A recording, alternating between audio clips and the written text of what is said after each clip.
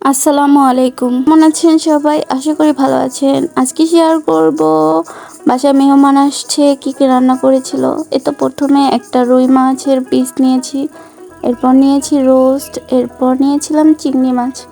প্রথম রুই মাছ ভাজাটা দিয়ে খেয়েছি। এই রুই মাছটা ছিল আমাদের ঘেরের রুই মাছ। এটা খেতে খুবই মজা ছিল, ফ্রেশ একদম। এরপর খেয়েছিলাম চিকেন রোস্ট। এটা নিয়ে আর কি বলবো, আম্মু খুবই মজার বানায়। এই তো একটু চিকেন নিয়ে ভাত দিয়ে খাচ্ছিলাম। আসলে আমি পোলাওয়ের থেকে রোস্টটা ভাত দিয়ে খেতে বেশি পছন্দ করি। কে কে আমার মতো রোস্ট ভাত দিয়ে খেতে পছন্দ করো অবশ্যই কমেন্টে জানাবা। শেষে নিয়েছিলাম চিংড়ি মাছ। চিংড়ি মাছটা ভেঙে ভাত দিয়ে খেতে খুবই মজা লাগছিল। ধন্যবাদ সবাইকে ভিডিওটা শেষ পর্যন্ত দেখার জন্য।